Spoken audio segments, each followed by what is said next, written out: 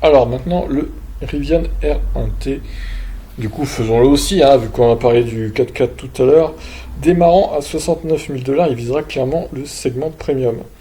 On commencera par affirmer que Rivian vient s'adresser à des conducteurs qui ne peuvent pas encore aller trouver leur bonheur chez Tesla, malgré la volonté d'Elon Musk de sortir très vite un pick-up. Ce qui revient à dire que la start-up a une sacrée carte à jouer, sachant qu'elle commercialisera en parallèle le SUV R1S, rival direct du Model X. Donc voyons un peu les caractéristiques et les photos surtout.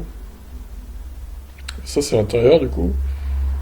Petit écran et tout, comme sur le R1S, même équipement. Hein.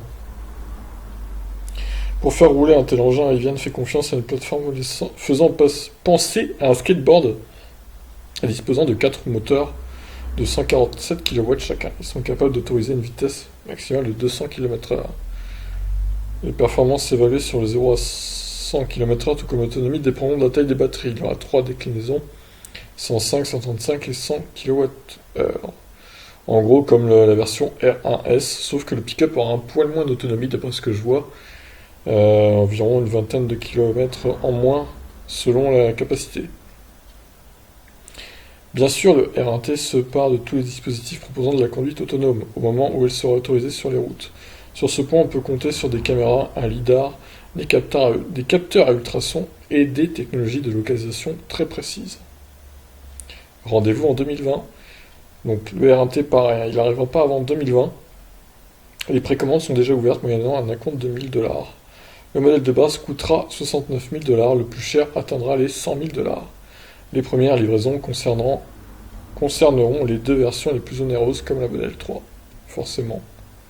Donc les photos, hein.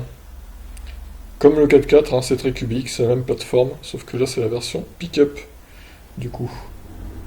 Bah là il y a même des prises pour brancher des trucs électroniques, c'est pas mal. Prise US évidemment, vu que lui non plus ne sera pas disponible en Europe pour l'instant. Donc en gros 100 000 $ pour 180 kWh de batterie. Après voilà, ils sont pas radins sur la capacité de batterie, sur quoi ils sont radins par contre c'est sur l'efficience qui est un peu pourrie sur leur véhicule. Donc bon, ils ont pas trop travaillé l'aéro, hein, ça se voit de toute façon. C'est très cubique donc bon. Voilà, après ça plaira peut-être à des gens qui en ont marre d'attendre le pick-up Tesla du coup. Mais bon, après, voilà, niveau efficience, c'est pas terrible. Faut pas se mentir. Bon, bah sur ce, n'hésitez pas à réagir sur ce véhicule également. Je vous laisse. Ciao.